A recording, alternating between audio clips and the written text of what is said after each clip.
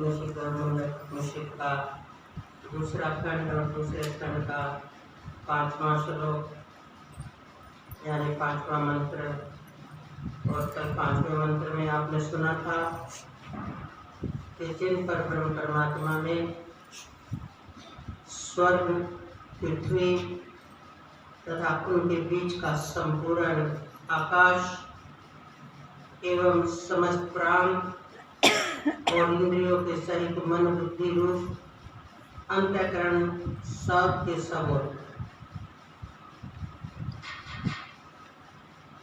जिन पर ब्रह्म परमात्मा में स्वर्ग, पृथ्वी और बीच का आकाश, प्राण, सभी इंद्रियां, मन बुद्धि आदि यानी के अंतःकरण सब के सब किसमें उत्प्रोत हो गए? जिन पर ब्रह्म परमात्मा में। इससे क्या सिद्ध हुआ? ये उत्प्रोत ऐसे नहीं है जैसे ये घर है, इसमें हम सब उत्प्रोत है, तो हम अलग है, घर अलग है। पर यहाँ पर जिस पर ब्रह्म परमात्मा में ये सब उत्प्रोत है, जैसे सूत में कपड़ा होता है, जैसे सूत का धागा और सूत के ही मनके होते हैं, तो कहें कि इस धागे में सारे सूत के मनके उत्प्रोत हैं। तो देखो आकार तो दिख रहे हैं मनकों के, पर वो भी उसका अस्तित्व तो भी सूत है मनकों का, और उस सूत्र का जो धागा है उसका भी अस्तित्व सूत है, यानी कि रुई है दोनों का अस्तित्व वास्तव में। तो इस पर ब्रह्म परमात्मा में ये सारी सृष्टि इस प्रकार उत्प्रोत है। उन्हीं एक सर्वात्मा परमेश्वर को तुम, उन्हीं एक सर्व आत्मा यानी सबका आत्मा, सर्व आत्मा का शब्द आते ही सबका आत्मा, मनुष्य का नहीं, सबका आत्मा। उसको क्या बोलते हैं? उस सर्व आत्मा को परमेश्वर, परम ईश्वर। तो परम ईश्वर क्यों शब्द रखा? क्योंकि इस आत्मा से ही सबका काम होता है। ये इंद्रिय आदि इसी से अपना कार्य करने में सक्षम है। ये मन बुद्धि आदि सूक्ष्म अंतःकरण भी इन्हीं से काम करने में सक्षम है। अगर आत्मा का साकाश ना हो तो ये सब कुछ है भी नहीं, इनका अस्तित्व ही नहीं, नजर ही नहीं आएगी। इसलिए उसको महत्व देने के लिए, क्योंकि वो सर्व आत्मा है ना, तो उनका नाम रख छोड़ा परमेश्वर। वह परमेश्वर तुम, उस परमेश्वर को तुम, वह परमेश्वर तुम या सर्व आत्मा परमेश्वर को तुम पूर्वोक्त, पूर्वोक्त का मतलब जो अभी पीछे कल हमने बताया था, यानी कि चौथे सूत्र मंत्र में उपाय के द्वारा जानना। अब इसको जानना कितना जरूरी है? क्यों? क्योंकि सर्वात्मा है, वही परमेश्वर है, उससे अलग कोई दूसरा भगवान नहीं। किससे अलग? यानी कि सर्वात्मा से। सर्वात्मा ही देहधारी का आत्मा है। जितने देहधारी हैं सबका आत्मा एक ही है। तो इस दृष्टि से जो उसे जान लेता है वो सब कुछ जान लेता है, जो उसे नहीं जानता वो कुछ नहीं जानता, चाहे कितना भी ज्ञान हो उसे। जो उसे एक को जान जाता है वो सर्व को जान जाता है। एक के जानने से सर्व का जानना हो जाता है। सर्व का कैसे जानना हो जाएगा? क्योंकि ये पता चल जाएगा जैसे बटलोई के चावल को जान लेने से कि ये पक गया है तो पूरी बटलोई का चावल पक जाता है। इसी तरह उस सर्वात्मा को जान लेने से सबका वही एक आत्मा है, वही सत्य है, वही तीनों काल में है, वही नित्य है, उसी को अविनाशी कहते हैं, वही आवागमन से रहित है, वही शाश्वत है, वही अनंत है और वही नित्य निरंजन स्वरूप है, नित्य रहता है और उसमें फिर भी कोई दोष नहीं। इसलिए निरंजन यानी कोई विकार नहीं है। अंजन बोलते हैं काजल को, काजल विकार का है, तो वो निरंजन, निरंजन उसमें कोई भी कारस यानी बेकार नहीं है। ऐसे उस आत्मा को जानना बहुत जरूरी है। बोले कैसे जाने?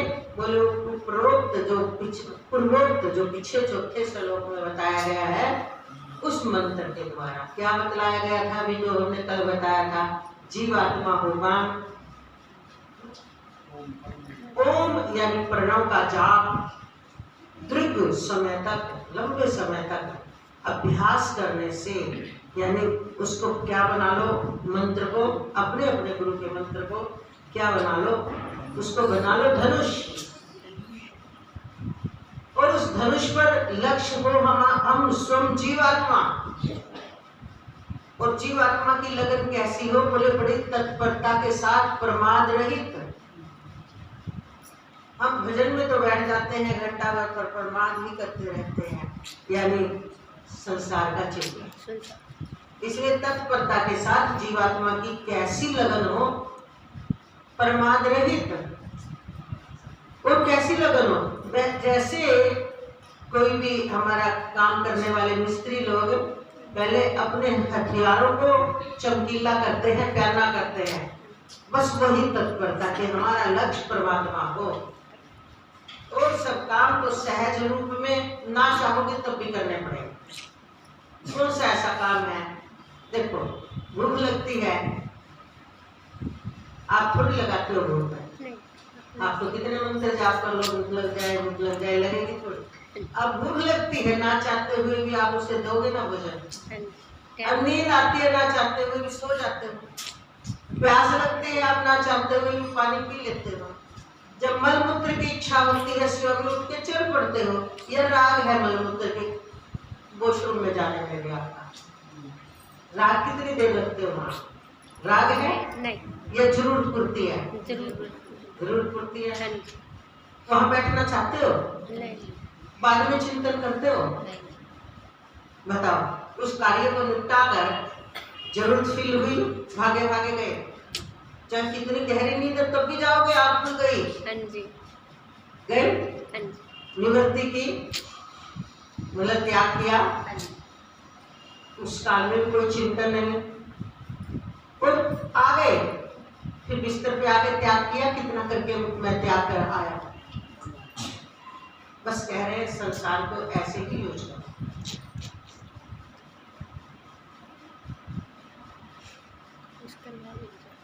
जैसे मलमूत्र भी एक क्रिया है और अनिवार्य शरीर का कार्य है। अगर कुछ मुख से खाते हो तो उसका त्याग करना भी जरूरी है। अगर शरीर में रस बनाना चाहते हो तो मलमूत्र भी बनेगा, नियम है ना। पर मलमूत्र का कोई चिंतन नहीं, ना निवृत्ति के बाद ना निवृत्ति से पहले।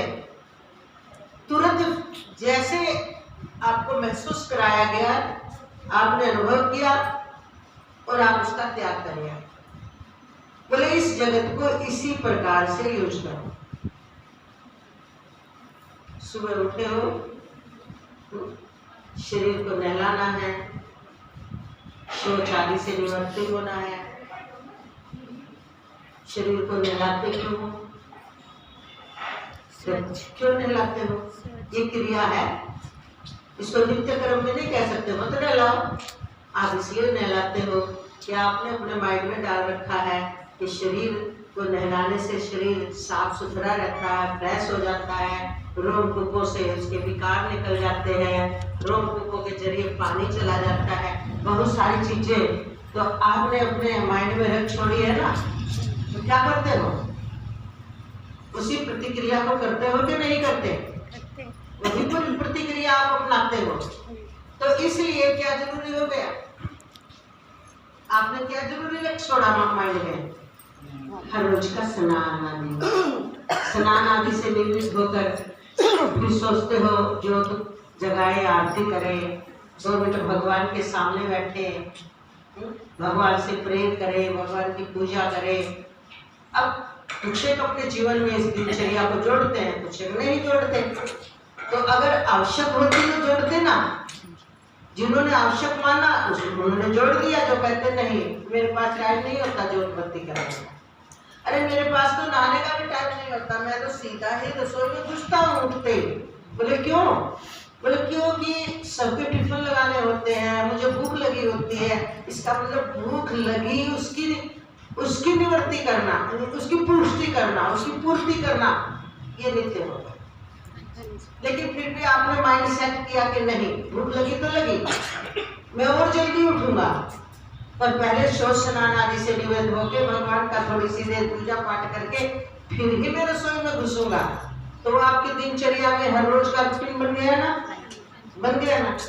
तो ठीक इसी प्रकार से जैसे आप स्नान आदि करने के बाद स्नान आदि का चिंतन नहीं करते, मलमूत्र की निवृत्ति के बाद मलमूत्र का चिंतन नहीं करते, इसी प्रकार घर गृहस्थी के कार्य निपटाए और उनका चिंतन मत करो। चिंतन किसका करो?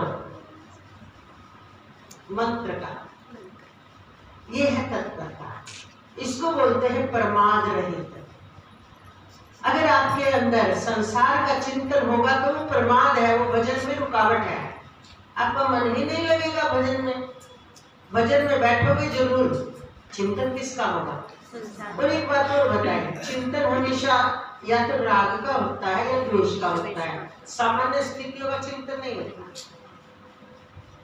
अब जैसे तुम लोग हर रोज यहाँ आते हो, अब यहाँ सत्संग सुनते हो, तुम्हें कोई पॉइंट ऐसा जाकर लग जाए, सामान्य रूप से आप सुन रहे हो, सामान्य रूप से पढ़ रहे हो, रोज आके चले जाते हो, चिंतन भी नहीं करते क्योंकि आपने उसको सामान्यता में ले लिया।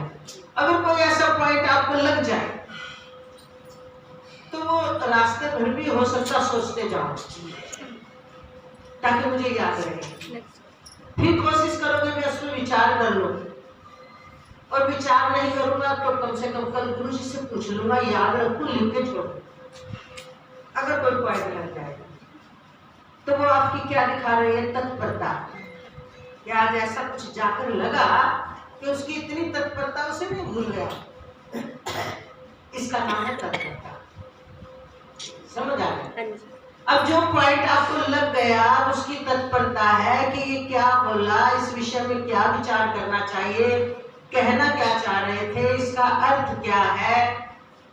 तो जब भी आप घर में जाकर के मान लो जाते ही आपको ऐसा समय नहीं मिलता कि आप एकांत में बैठकर उस पर विचार करें, लेकिन आपका दिमाग में वो फीड हो गया है, तो आप घर का काम निपटाकर तुरंत जैसे मौका मिलेगा, तत्परता है ना, तो आप फिर उसी पर विचार करोगे। तो ये है उस विषय के प्रति प्रमाद रहित स्थिति। हमने बताया था ना, कहा था ना चौथे श्लोक में, प्रमाद रहित होकर जीवात्मा को तत्परता के साथ ओंकार मंत्र का जाप करते करते, मतलब ओम को धनुष बनाओ। जीवात्मा के अंदर दो गुण होने चाहिए, तत्परता। किसकी तत्परता? परमेश्वर को भेदने की, यानी परमात्मा के साथ एकाकार होने की। तो वही उसी बात को यहाँ पर कह रहे हैं कि इंद्रियों के सहित मन बुद्धि रूप अंतःकरण सब के सब ओतप्रोत है किसमें? उसी सर्व आत्मा परमेश्वर में। और उस सर्वात्मा परमेश्वर को तुम पूर्वोक्त, यानी जो कल अभी जो हमने अभी समझाया है, उपाय के द्वारा जानो। दूसरी सब बातों को अभी हमने उदाहरण दे दिया है, उस काल में आप स्वयं ही दूसरी बातों को गौण कर ही देते हो। और दूसरा उदाहरण दे, जैसे कल से नवरात्रि शुरू हुई, अब जिन्होंने माँ के घट की स्थापना की है, माता को स्थापित किया है, पूजा पाठ की है, और अपने माइंड से लगाया है कि 1 घंटा मुझे आज ज़्यादा लगेगा, तो आप अपने माइंड से और चीज़ों को गौण करके वो 1 घंटा ठीक समय पे निकाल लेते हो कि नहीं? वो आपने देखना है कि मैंने इनमें आज की दिनचर्या में किन किन चीजों को मैं कल पे छोड़ सकता, गौण की ना। बस यही तत्परता का उदाहरण है। वो कह रहे हैं कि पूर्वोक्त उपाय के द्वारा जानो से, यानी दूसरी सब बातों को, ग्राम्य चर्चा को, ग्राम्य चर्चा उसको बोलते हैं जो गलियों में बैठ बैठ के चर्चा करते हैं, जिसमें ग्राम में चर्चा होते हैं, और पूरे गांव में थोड़ी ढंडोरा पीटते हो। गली में बैठने वाले व्यक्ति के लिए बोला भी जाता है ना, अरे जो गली में बैठता है ना, इस विषय में तो उससे पूछो, वो जरूर जानती होगी कि परले मोहल्ले में क्या हुआ था, क्यों वो गली में बैठती है। और गली में बैठते हैं तो आते जाते राम राम शाम शाम होती है, तो जरूर उसके कान में डली हुई होगी बात, तो वो बता सकती है। तो इसलिए निषेध है शास्त्रों में, गली में बैठना एक बहुत बड़ा विकार है, इसलिए यहाँ पर लिख दिया ग्राम्य चर्चा।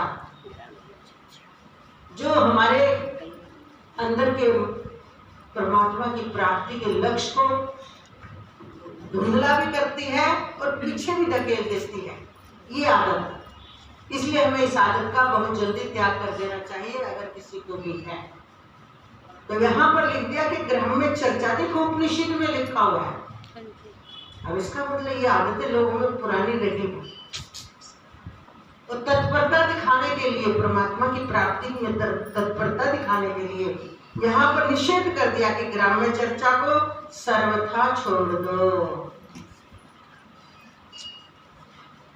वे सब तुम्हारे साधन में विघ्न हैं, बहुत विघ्न करती है, क्योंकि जीवात्मा का एक स्वभाव होता है, मस्तिष्क का जो सतर होता है ना, जितना बहिर्मुख रहेगा बाहर की बातों को जल्दी समझ लेता है। और तुम्हें इसमें भी उदाहरण दे, जैसे छोटे बच्चे जो स्कूल जाते हैं तो हिंदी की बुक में कथा कहानियां जब आती है ना, कोई कहानी दे दी किसी राजा की, कोई कविता आ गई, तो बच्चे जल्दी याद कर लेते थे। एक बार कहानी सुनी याद हो गई। और कोई गहरी बात आती हिंदी में समझने की, कोई ग्रामर को हिंदी कैसे, व्याकरण समझना है, नियम समझने हैं, मात्राएं समझनी है, कि मात्रा छोटी कहाँ लगेगी, बड़ी कहाँ लगेगी, वो छोटा कहाँ लगेगा, बड़ा वो कहाँ, इसमें मिस्टेक कर देते हैं बच्चे, तो उसको समझने में भूल कर देते हैं और कहानी बड़ी जल्दी याद कर लेते हैं। कारण क्या है? देखो आप देखो, बच्चे का दिमाग उतना विकसित नहीं है, वो कथाएं जल्दी याद कर लेता है, और इन मात्राओं में उसने थोड़ा ध्यान केंद्रित करना पड़ता है। जिस बच्चे का ध्यान केंद्रित नहीं होता, इसलिए वो अक्सर भूल कर जाता है। और इस अध्यात्म लाइन में भी बच्चे हो तो कथा कहानियां आपके दिमाग में जल्दी सेट हो जाती हैं, और ये गहरा ज्ञान समझने में थोड़ा एकाग्र होना पड़ेगा, ध्यान को केंद्रित करना पड़ेगा, इधर उधर की चर्चाओं को हटाना पड़ेगा, तो उसमें थोड़ी दिक्कत फील करोगे।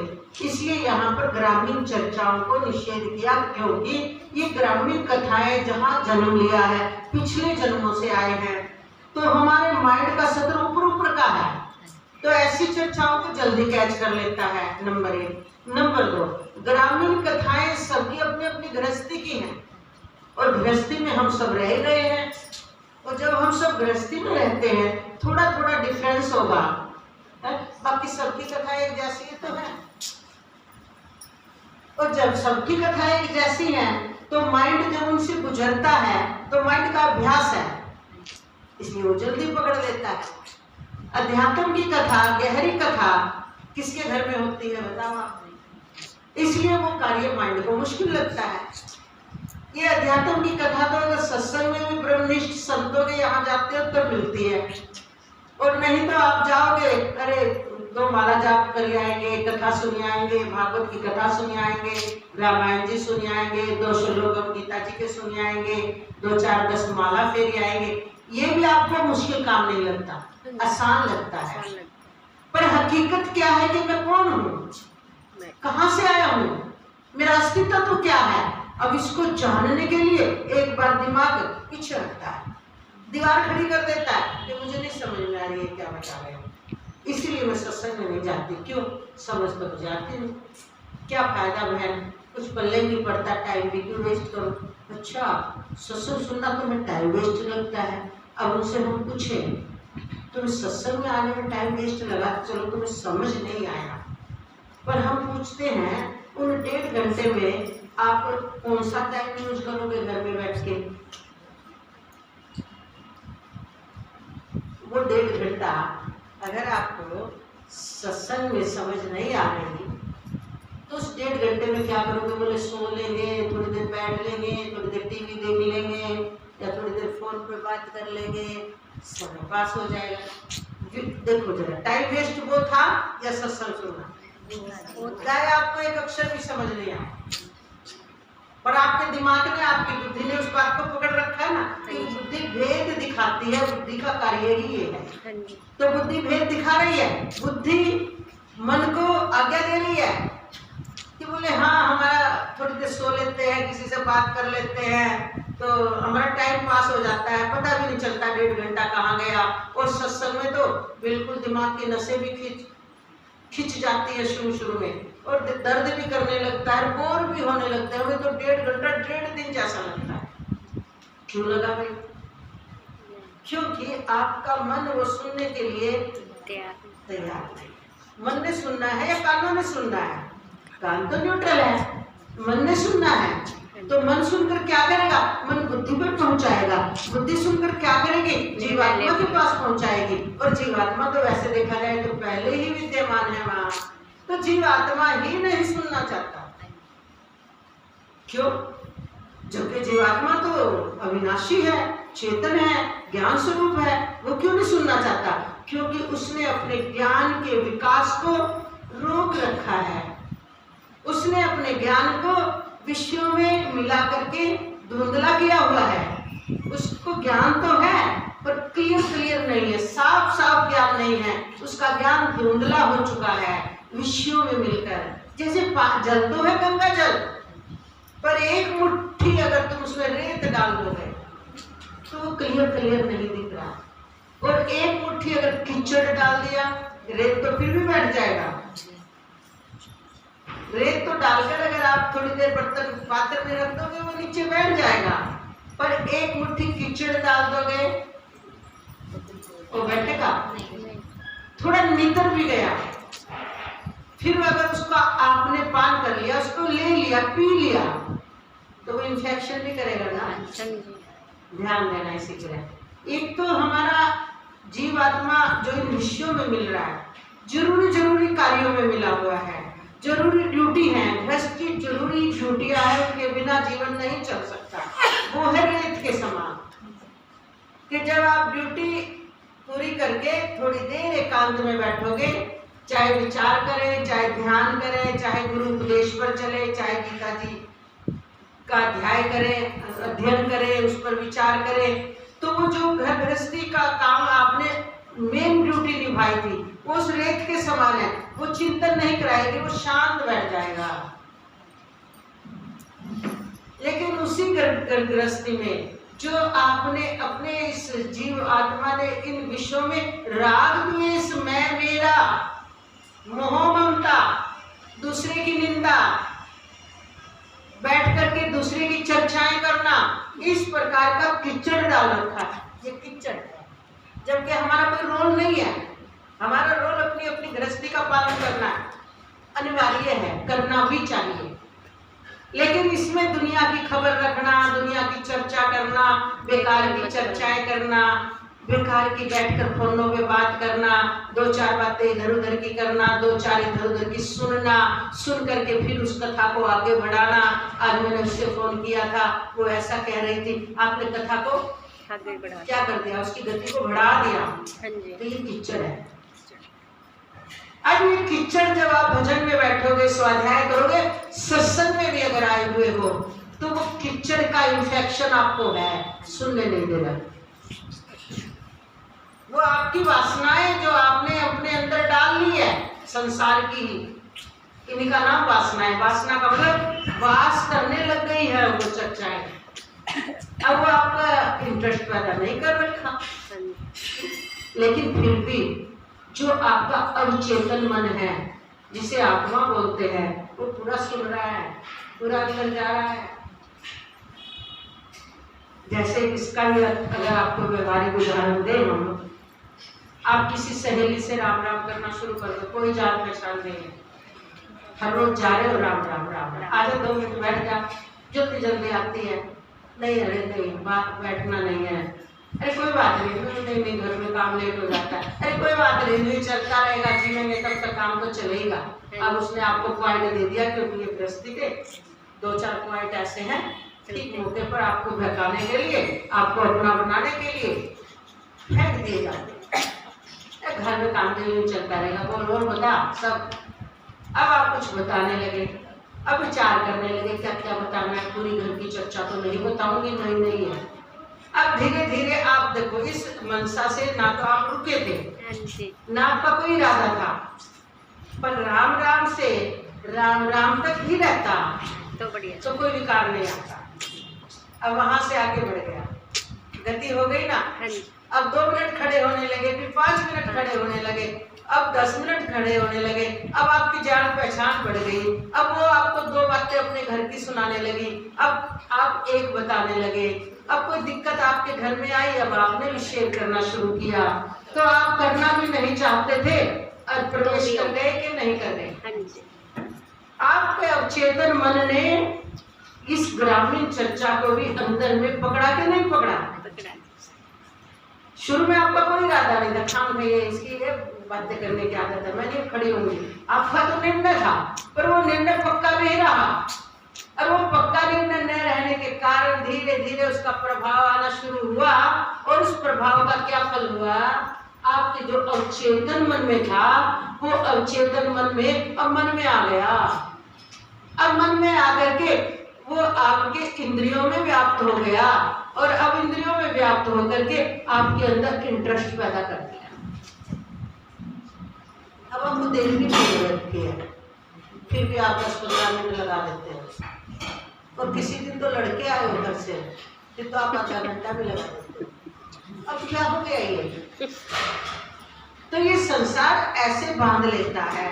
तो ये एग्जाम्पल अध्यात्म में इस प्रकार दिया जाता है कि आप सत्संग में आ रहे हो, आपका इंटरेस्ट नहीं है, आप तो सिर्फ अड़ोसी पड़ोसी ने कह दिया कि चलो जैसे आज हमारे पुराने आ रखे हैं, अब कैसे आए हैं, कौन सी भावनाएं को खींच के लाई है, कोई प्रेरणा होगी माँ भगवती शक्ति की, है ना, क्योंकि सभी एक तो हैं, दूसरा तो कोई है ही नहीं ना।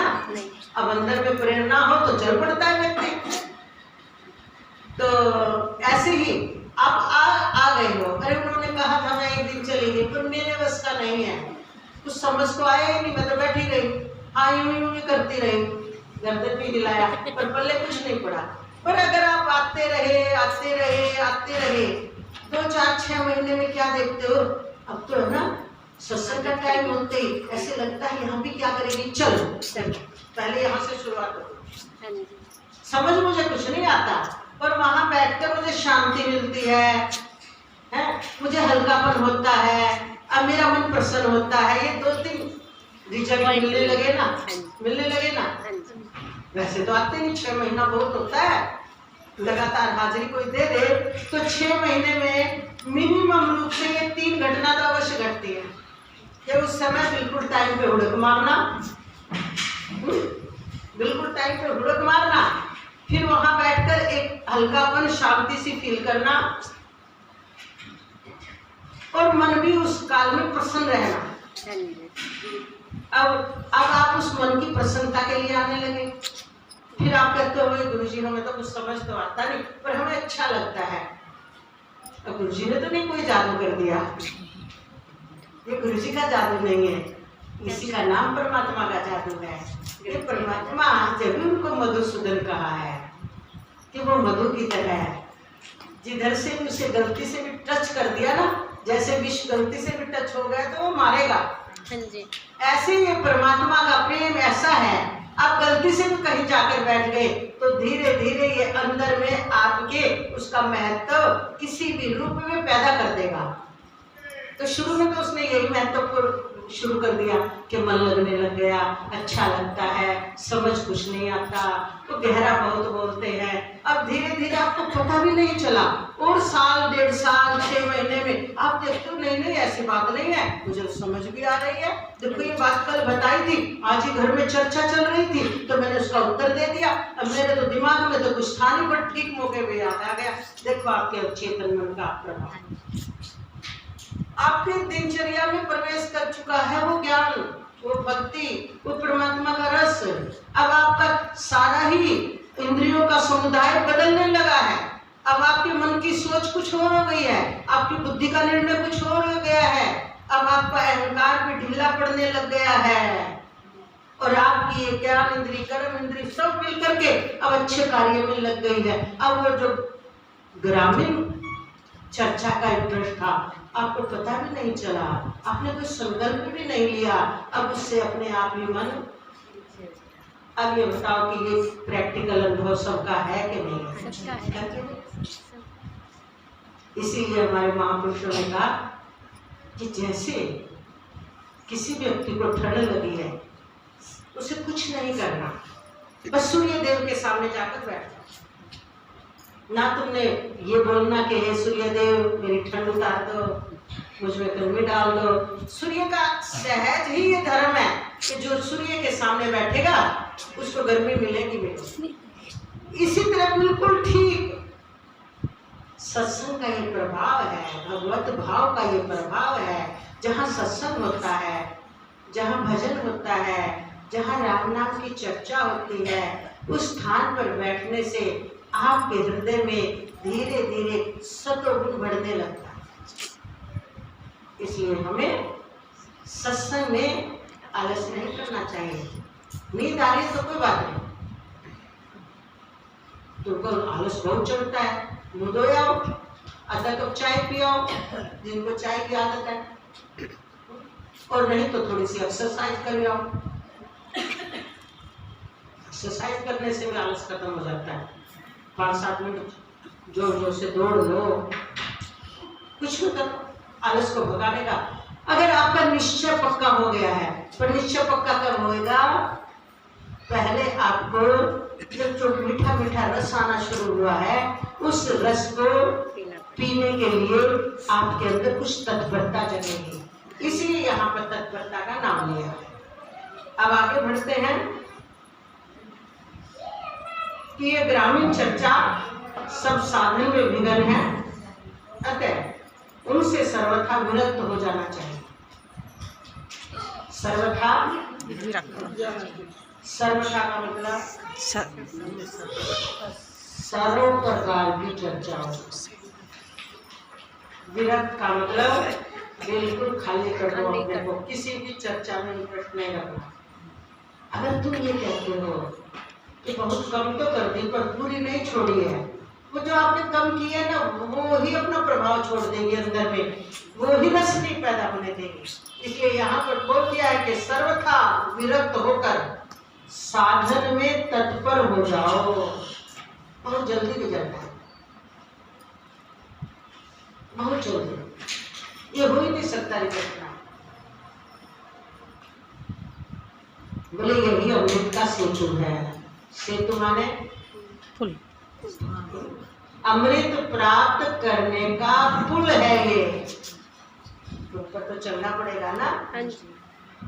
तो ये अमृत का सेतु है, अर्थात संसार समुद्र से पार होकर अमृत स्वरूप परमात्मा को प्राप्त करने के लिए पुल के सदृश है। संसार समुद्र से पार होने के लिए अमृत स्वरूप परमात्मा को, अमृत स्वरूप परमात्मा कौन है? यही हमारा आत्मदेव ही अमृत है।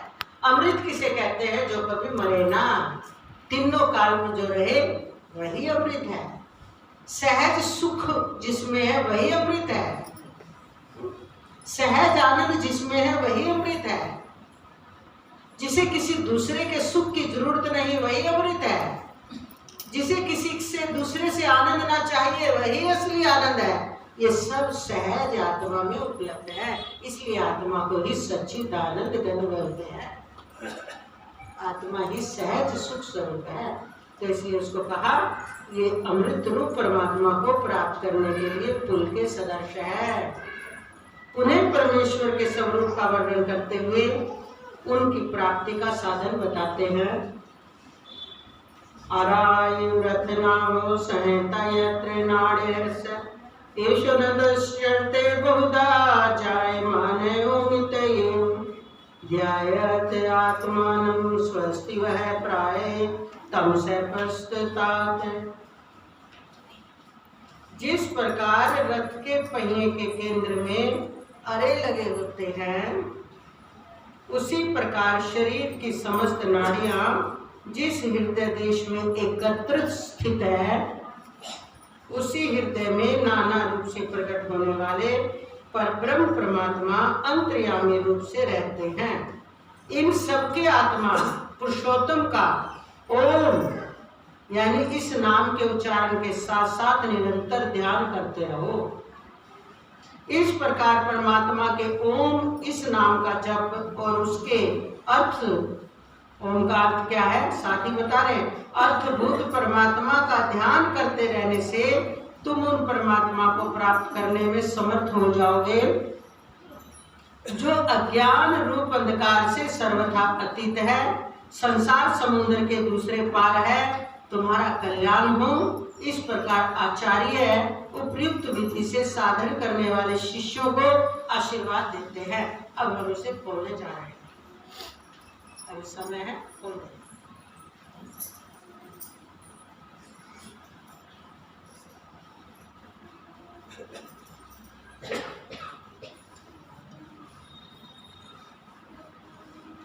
बता रहे हैं कि जिस प्रकार रथ का पहिया होता है और उसका बीच होता है, केंद्र जिसे बोलते हैं, होता है, तो उस केंद्र में अरे लगे होते हैं, अरे अरे लगे रहते हैं। उसी प्रकार शरीर के अंदर जितनी भी नाड़ियां हैं, समस्त नाड़ियां, तो नाड़ियां जिस हृदय देश में एकत्र इकट्ठी होकर स्थित है, सारी नाड़ियां फिर फैलती है वहां से। पहले पुंज सारा नाड़ी का एक जगह होता है, फिर वहीं से फैलती है। जैसे आपने पेड़ में भी देखा होगा, पेड़ जब निकलेगा तो एक गांठ सी बनेगी, फिर वहां से फूट फूट के इधर निकल गया, इधर निकल गया, इधर निकल गया, इधर निकल गया। इसी तरह डॉक्टरी भाषा में इन्हें नरूड भी कहते हैं। हमारे यहाँ नरूड एक तो यहाँ होता है पीछे, बिल्कुल गर्दन के बीच में, जिसको तुम अपनी भाषा में बुद्धि बोलते हो। बुद्धि में एक नरूड नाम की एक हड्डी होती है, जो दबाओगे मिलेगी आपको, उसमें 1000 नाड़ियों का एक गुच्छा है, और वो 1000 नाड़ियों का गुच्छा ही हमारे देखो ऐसे निकलकर, ऐसे नहीं निकलती नसें, ऐसे निकलता है। इसलिए इसको ही कबीरपंथी सहस्त्र सार कहते हैं। सहस्त्र माने 1000, यानी 1000 नाड़ियों का पुंज। तो ये 1000 नाड़ियों का, ये तो अपने को तो यहाँ हाथ लगाना पड़ता है। अगर ये सारा मांस हटा के देखा जाए तो यही यहाँ पर बीच में सीधा फोकस होकर ब्रह्मरंध्र बनता है। इस ब्रह्मरंध्र को भी सहस्त्र सार बोलते हैं। जब वो 7 केंद्रों की बात करते हैं तो 7 केंद्रों में ठीक इसी की सीध में सबसे नीचे, जो आप अपनी ग्रामीण भाषा में बुद्धि बोलते हो बच्चे, वहां पर एक नरूड है। समझ आ गई? दबाओगे, जिसको आप बुद्धि कह देते हो, ऐसे सरकाते रहते हो बच्चे की, वो हड्डी है ना, उसमें गुच्छा है नसों का। उसकी नस निकली हुई सारी पांव के नीचे जाती है, इस पांव के नीचे दोनों की ऐसे वो रुड़ है, तो एक इधर पैर पे गई, एक इधर। और अध्यात्म में उसको मूलाधार बोलते हैं। मूलाधार का मतलब क्या हुआ? मूल यानी मेन, जैसे कहेंगे जड़ कहाँ है, मूलाधार, मूल है वो। वहां से हमारा ये जो जिसको तुम रीढ़ की हड्डी बोलते हो, वो रीढ़ की हड्डी का पहला मूलाधार नरूड है, केंद्र है, पहला छल्ला वहीं से निकलता है, इसको मूलाधार बोलते हैं। और उसमें 2 कमल दल होते हैं, और वो कमल दल सुंदर भाषा बोलने के लिए कहा गया है। वो 2 कमल का मतलब यही होता है, एक नाड़ियां इधर चली गई और एक अब उससे और 4 उंगल बढ़ो, जिसको अगर आज की अंग्रेजी में बात करें L4 L5 यानी चौथा 5वां छल्ला, वो स्वादिष्ठान है, वो दूसरा केंद्र है। मूलाधार से स्वादिष्ठान, उसमें 4 कमल दल बताए गए हैं। तो उसके अंदर क्या होता है, वहां भी वही नरूढ़ वो नसें होती है उसके अंदर। वैसे तो रीढ़ की हड्डी की नाड़ी सीधी ऐसे बनी होती है, ऐसे ऐसे ऐसे करके उसके छल्ले लगे होते हैं, पर दूसरा पड़ाव है वो। हम इतना उड़न खोलने के लिए नहीं बैठे, अभी आता है हमें, सारी नॉलेज है इसकी, पर अब नहीं खोलेंगे। ये दूसरा हो गया, 7 केंद्र हो गया। फिर वो ऊपर बढ़ती है, जिसे नाभि क्या बोलते हो, अध्यात्म में क्या बोलते हैं, चुप रहा, मणिपुर क्यों बोला? पुर माने होता है, जैसे पुर को बोलेंगे ना घर को, किले, जैसे भगवान राम के पुर का वर्णन जब करते हैं कि उसमें इतने दरवाजे हैं, इतनी खिड़कियां हैं, उनका वो पुर की शोभा बढ़ा रही है, तो पुर रहने के स्थान को। तो ये नाभि जो केंद्र है हमारा,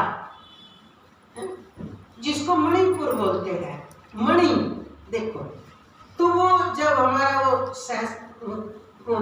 कमल दल आए, तो यहाँ नाभि में गोल चक्र की तरह है, मणि भी गोल होती है ना, यहाँ से इसमें 6 कमल दल है। ये स्वादिष्ठान से 4 उंगल ऊपर है, तो ये तीसरा केंद्र है। अब ये नाड़ी आगे बढ़ती है, पीछे से बढ़ती है, ये जिसको रीढ़ की हड्डी बोलते हैं। अब ये ऊपर बढ़ी, तो जिसको कबीरपंथी अनहद बोलते हैं, अनहद, हम लोग हृदय देश बोलते हैं। हृदय देश 8 कमल दल है। तो यहाँ क्या है, यहाँ भी वहां पर वही एक ठहराव है, और इसी हृदय कमल में, हृदय देश में भगवान का विशेष स्थान, जो उपनिषद में भी आता है, विशेष स्थान बताते हैं। तो कहेंगे कि अनहद की नाद सुन रही है, क्यों सुन रही है? यहाँ वो जो नाड़ियां फैली ना, अब वो नाड़ियां जब आपस में टकराएंगी और उनमें वायु चल रही है, अब घड़ी की सुई में जब सुई चल रही है, उसमें सेल है, अब नहीं सुनना शोर में क्या बात है। अब रात्रि को जब अंधेरा हो जाता है, बिल्कुल पंखा भी नहीं चलता, पंखे के चलने में भी गर्मी में कम सुनता है, एसी के चलने से भी कम सुनता है। जब सर्दी में सपाट हो जाए, कहीं की आवाज ना हो, फिर आपको अगर नींद ना आए, तो आपको घड़ी की सुई भी खटखट दिमाग में ऐसे लगती है कि इतना शोर कर रही, अरे घड़ी में कोई खराबी तो नहीं आ गई, शोर तो उसका उतना ही है, पर अब एकांत में आपको सुनाई पड़ रहा है। ठीक इसी तरह से जब साधक ध्यान में बैठता है और दिमाग में कोई कल्पना नहीं चल रही, कोई चिंतन नहीं चल रहा है, और उसकी वृत्ति बाहर का चिंतन भी नहीं कर रही, शरीर पर भी ध्यान नहीं है, अंदर जा रही है, इस समय सब कुछ शांत है। जब वो शांत है ना, तो श्वास आ रहे हैं, श्वास जा रहे हैं। अब अभी आपने 2 दिन मनीष देव ने आपसे कहा ना, श्वासों को देखो, श्वास आ रहे हैं, श्वास जा रहे हैं।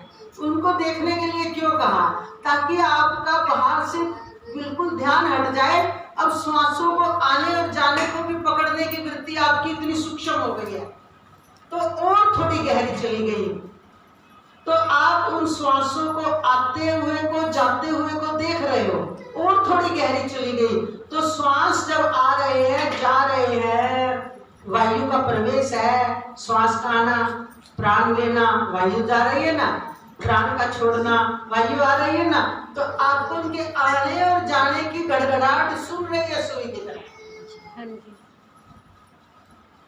बस वही अंदर है। अब इसको अपने अपने हिसाब से लोग जोड़ते हैं।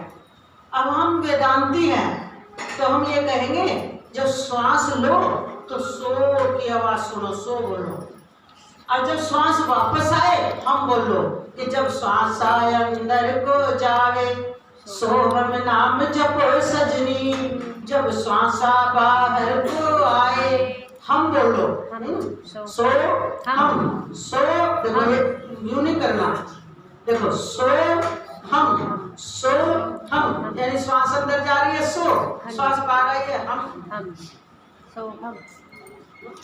अब आप उसी में अटक जाओगे कि गुरु जी ने समझाया है बोलना है सो, अब पकड़ नहीं पाओगे श्वास का आना जाना। आपको तो सिर्फ श्वास पे ध्यान रखना है। आप इतने अंदर चले जाएं, आपका गहरा, इससे पहचान बता रहे ध्यान गहरा किस किस का लग सकता है कि आप पकड़ रहे हो श्वास को, उठते हुए को, जाते हुए को, उठते हुए को, जाते हुए को, और बिल्कुल इतने अंदर शांत हो गए हो। इसलिए ध्यान का भी थोड़ा शांत एरिया में लगाए ना, तो बाहर की खटपट, लोगों का शोर और वो भी डिस्टर्ब करता है, एकदम गहरा जाने से रोकता है। तो बिल्कुल एकांत में होंगे तो कोई शोर भी नहीं सुनेगा। दिमाग की वृत्तियां आपने शांत कर दी, आपने मान लो इतनी तरक्की कर ली कि कोई चिंतन होने ही नहीं देते। शुरू में आपने मंत्र का जाप किया, मंत्र जाप भी धीरे धीरे धीरे धीरे धीरे बंद हो गया। अब आपका ध्यान तो सिर्फ श्वासों पर टिक गया, श्वास जा रही है, श्वास आ रही है। अब आप नाभि से भी हटकर हृदय में देख रहे हो। अभी आपको ध्यान में सिखाया था कि हृदय कंपन कर रहा है, सिकुड़ रहा है, फैल रहा है, सिकुड़ रहा है, फैल रहा है। हम उसको कह देते हैं हृदय में आपका ध्यान है। जब आपका हृदय में ध्यान है तो वो जो श्वास आने और जाने का शोर है उसको आप सुनते हो, उसका नाम अनहद है। बजे वहां बाजारी, ये कभी पंक्तियों में गाते हैं, अनहद की नाद बजे वहां, यही बाजा है। इससे पता चलता है किसी को अनहद सुनाई देने लग गया है, वो बाजा बजना सुनाई देने लग गया है। इसका वो मतलब वो इतना अंतर्मुख हो गया है कि उसको श्वास आपस में जो टकरा रहे हैं ना, नसें जो टकरा रही है उसकी आवाज सुन रही है। उसमें कौन सी आवाज है? एक उदाहरण और दे। जब पंखे लाइट चली जाए ना तो इन्वर्टर पे बल्ब चलते हैं, है ना, और थोड़ा शोर करते हैं ना। तो जिसकी जो जैसे हमारी, हम अगर पंखे में वृत्ति जोड़े ना कभी, तो हमें सुनेगा पंखे कह रहे हैं सो सो सो, देखो बिल्कुल क्लियर आ रही है, सो हम सो। अच्छा, मान लीजिए किसी को ओम के नाम का है, देखो पंखा भी गा रहा है ओ ओम। किसी को राम राम पे है, अरे पंखे में से ध्यान से सुनो, राम राम की आवाज आ रही है। किसी का मन शिव भगवान के मंत्र पे कहेंगे, पंखा भी मैंने ध्यान से सुना, बिल्कुल मेरी लय से लय मिला रहा था, शिव शिव शिव बोल रहा था। तो भावना आपकी थी और आपने वैसा ही बोला, समझ आई? ठीक अंदर में वो तो आवाज आ रही है। आप रात को चले जाओ गंगा जी में, शांत, जब देखना गंगा जी की आवाज भी डरावनी हो जाएगी। दिन में क्यों नहीं होती? सब वस्तु शोर करती करती है। देखो वो पिड्डा बजा रही है लड़की, शोर कर रही है, जड़ ही, ये सारे जड़ ही है, वही शोर कर रहा है। सबका शोर होगा, चुटकी बजाती शोर होगा, तुम्हें नहीं सुना ना, पर यही हम बिल्कुल अकेले में बजाते तो सुन जाता। तो वो जो श्वास आने और जाने की आवाज है ना, बस वही अपनी अपनी भावना के अनुसार हम उसको जोड़ लेते हैं कि वहां से ओम की आवाज है या सोहम की आवाज है या कोई अनहद, जिसने अनहद से जोड़ लिया कि उसको मीठा मीठा रस सारा अंतर्मुख तो वो हुआ है ना, अब वो मीठा मीठा सुख आ रहा है कि वहां पर बाजा बज रहा है, बड़ा सुन अच्छा लग रहा है, मुझे खींच रहा है, तो हर रोज ध्यान लगाने का मन है। आगे समझ, ये अंतर्मुख होने के तरीके।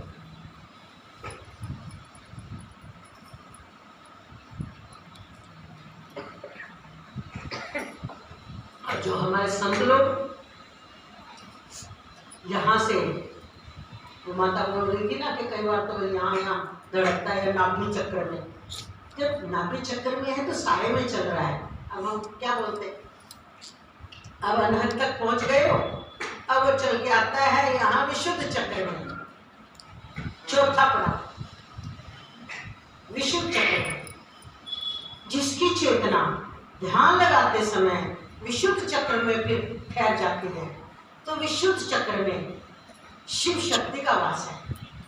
बाईं ओर इड्डा नाम की नाड़ी के साथ यहाँ पर लगभग 1.25 इंच हिता नाम की नाड़ी, उसको हिता नाम की नाड़ी कहा गया। हमारे जन्म जन्मांतर का सारा खाता इसी हिता नाम की नाड़ी में होता है। और ये सड़क की तरह काम करती है, जैसे श्वास है ना। तो इस हिता नाम की नाड़ी में सूक्ष्म संत विचरते हैं, महापुरुष विचरते हैं, देवता लोग विचरते हैं। सभी का इस शरीर में आने जाने का रास्ता इस हिता नाम की नाड़ी में। अब जिनका ध्यान में इतनी गहराई जाकर के अब अनहद में भी नहीं, यहाँ पर उसकी सांस चल रही है और उसका प्रवेश सीधा हिता नाम की, जैसे यहाँ अनंत से हो गया ना, हिता नाम की नाड़ी से हो जाता है। तो वो पकड़ लेता है कि इस समय यहाँ से कौन गुजरा। देखो उदाहरण दे, अभी हम तुम्हारी तरफ देख लेते हैं, अगर हम बाहर देख ले 1 मिनट में, 1 मिनट बस तो तुम्हारी तरफ मुख कर लिया और हमने देख लिया कौन गया है। तो तुम कहो, हम कहेंगे अरे अभी 6 बजने में 10 मिनट थी ना, तो यहाँ से एक संत गुजरे थे। तो गुरुजी आप तो हमारी तरफ देख रखा था, आपने कैसे देख लिया? हम चाहेंगे किसी बहाने से देख ले और ठीक उसी समय वो गुजरा, ना आगे गया और चाहे ना पीछे। हम वैसे सहज में ही लगाए थे और हमें दिख गया। ठीक इसी तरह जब यहाँ पर आ जाते हैं ना प्राण ध्यान के समय में, तो कई बार तो ध्यान लगाने वाले जीवात्मा का ध्यान उस हिता नाम की नाड़ी पर चला जाता है। और जब उसका ध्यान हिता नाम की नाड़ी पर चला गया ना, उस समय क्या पता उसमें से कौन गुजर रहा है। भगवान शिव गुजर रहे हो, राम गुजर रहे हो, संत गुजर रहे हो, कोई राक्षस गुजर रहा हो, कोई देव गुजर रहा हो, इसलिए उनका उनसे मिलन हो जाता है।